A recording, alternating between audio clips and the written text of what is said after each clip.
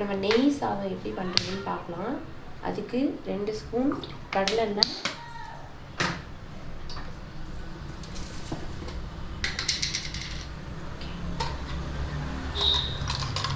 நெய் சாதம்ன்றதுனால தாளிக்கும் போது ஒரு 2 ஸ்பூன் வந்து நெய் போட்டுக்கலாம். நான் 3 ஸ்பூன் ஆட் பண்ணியிருக்கேன். சின்ன ஸ்பூனுங்கிறதுனால 3 ஸ்பூன் நெய் ஆட் பண்ணியிருக்கேன்.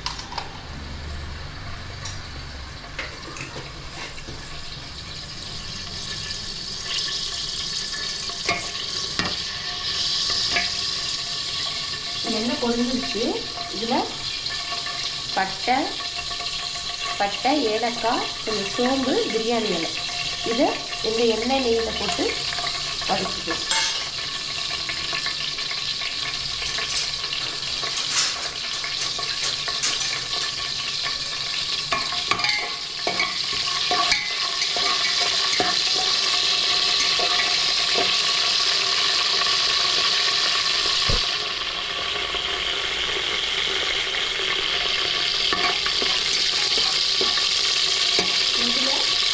கொஞ்சம் முந்திரி பருப்பு ஆட் பண்ணிக்கலாம்.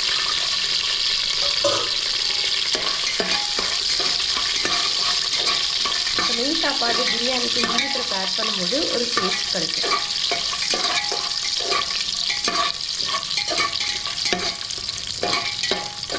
பார்த்தீங்கன்னா உங்களுக்கே தெரிஞ்சிருக்கும், முந்திரி பருப்பு ப்ரௌன் கலரில் இருக்குது.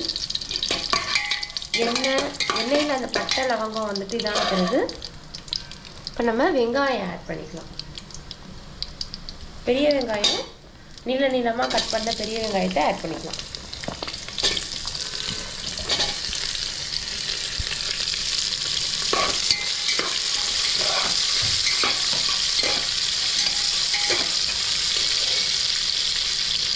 இப்போ இதை நல்லா வதக்கி விட்டுக்கலாம்.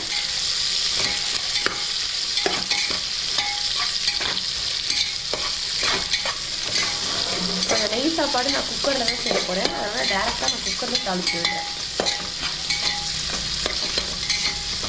இந்த வெங்காயம் லைட்டாக வதங்கினப்போ நம்ம காரத்துக்கு வேறு எதுவும் ஆட் பண்ண போகிறதில்ல. ஸோ இந்த 3 பச்சை மிளகாயை ஆட் பண்ணிக்கலாம்.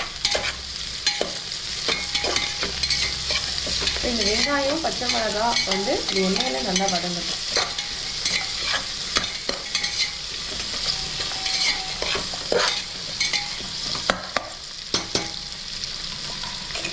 லைட்டாக மூடி வச்சு திறந்தோன்னா கொஞ்சம் வெங்காயம் வதங்கியிருக்கும்.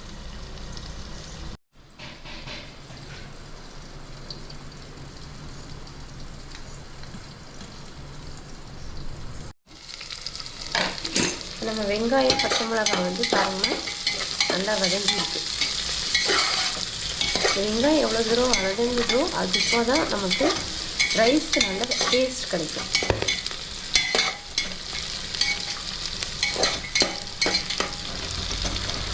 உங்களுக்கே பார்த்தீங்கன்னா தெரியும், வெங்காயம் நல்லா உங்களுக்கு பொன்னிறமாக வதங்கியிருக்கு பாருங்கள்.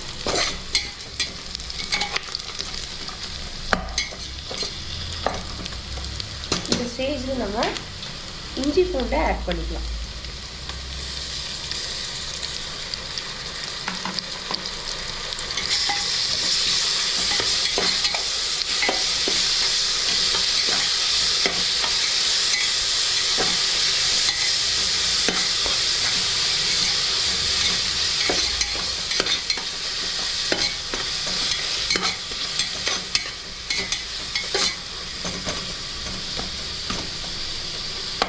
இது இஞ்சி பூண்டு நல்லா பச்சை வாசம் போகிற அளவுக்கு வதங்கணும்.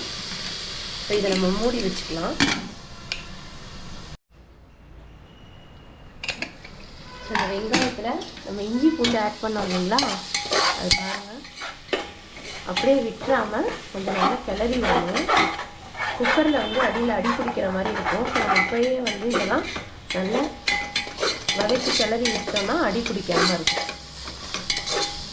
இன்னும் கொஞ்சம் வதங்கட்டும். உங்களுக்கு பார்க்கும்போதே தெரியும், இஞ்சி பூண்டு பச்சை வாசம் இருந்தது அப்படின்னா ரைஸோட ஃப்ளேவர் வந்து நல்லா இருக்காது.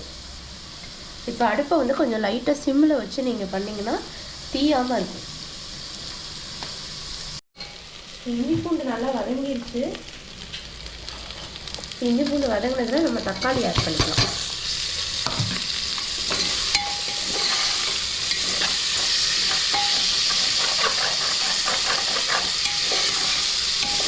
தக்காளி வந்து நல்லா வதங்கணும். நம்ம அடி பிடிச்சிருக்கு அப்படின்னா உங்களுக்கு எடுத்து வைக்கணும்.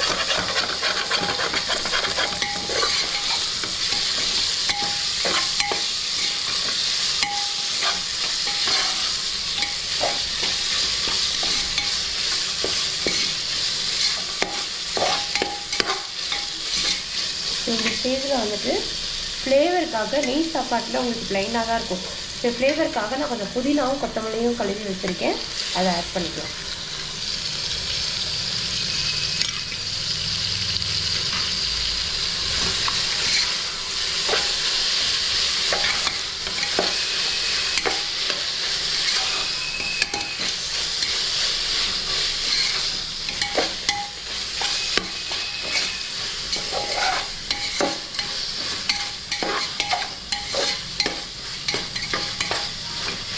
நார்மல் அரிசியிலே செய்யலாம்ப்பா. ஸோ பார்த்தீங்கன்னா நல்லா தெரிஞ்சிருக்கும் உங்களுக்கு. அந்த எண்ணெய் எதுவுமே ஆட் பண்ணல, இதுவே வந்து நல்லா எண்ணெய் கட்டி வந்துருச்சு.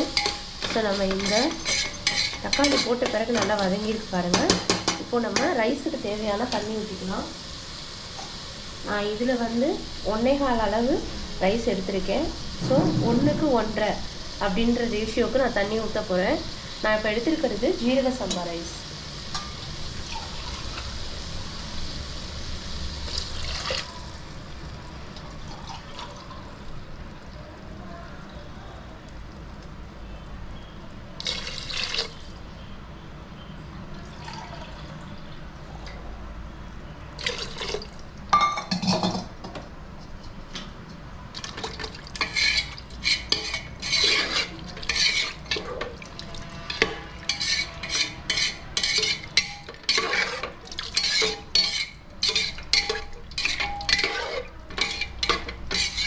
ஸோ இது நல்லா கொதிக்கட்டும். இப்போ நம்ம உப்பு ஆட் பண்ணிக்கலாம்.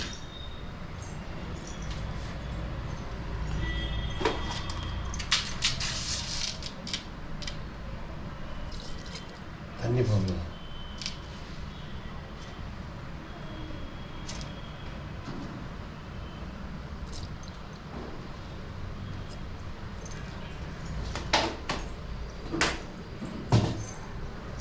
இப்போ இந்த வாட்டர் வந்து நல்லா கொதிக்கட்டும். உப்புக்காரம் வந்து பார்த்தீங்கன்னா தண்ணி நல்லா கொதிச்சிருச்சு. இந்த ஸ்டேஜில் நம்ம ரைஸ் ஆட் பண்ணிக்கலாம்.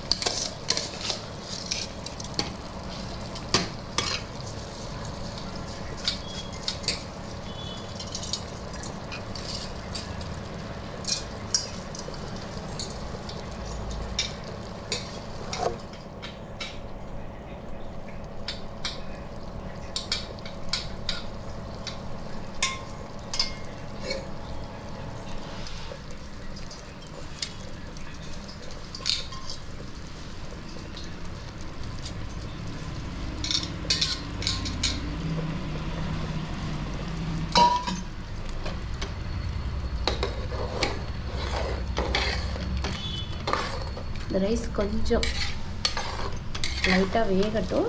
நம்ம பாதி வெந்தோடனே மூடி போட்டுக்கலாம்.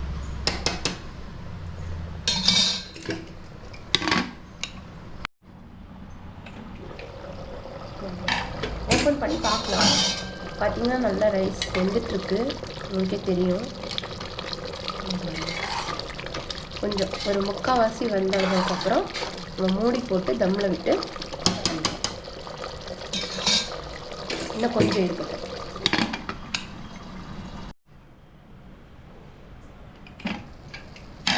இப்போ பாருங்கள், 3/4 ரைஸ் வந்து நல்லா வெந்திருக்கு. ஸோ இந்த ஸ்டேஜில் வந்து நம்ம தம் போட்டோம் அப்படின்னா கரெக்டாக இருக்கும். நம்ம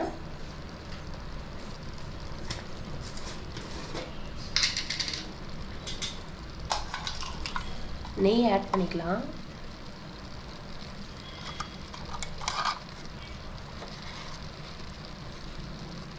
சின்ன ஸ்பூன் தான் இது, டேபிள் ஸ்பூன் கிடையாது. சின்ன ஸ்பூனில் நான் 3 ஸ்பூன் நெய் வந்து ஆட் பண்ணியிருக்கேன்.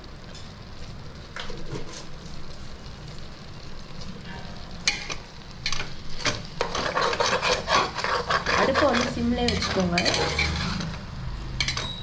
இப்போ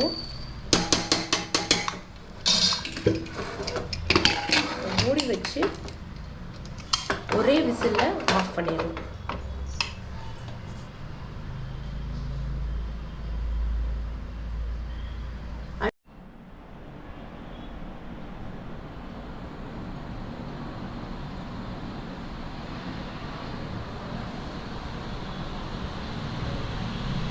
பக்கத்தில் எடுக்க பண்ணோம்.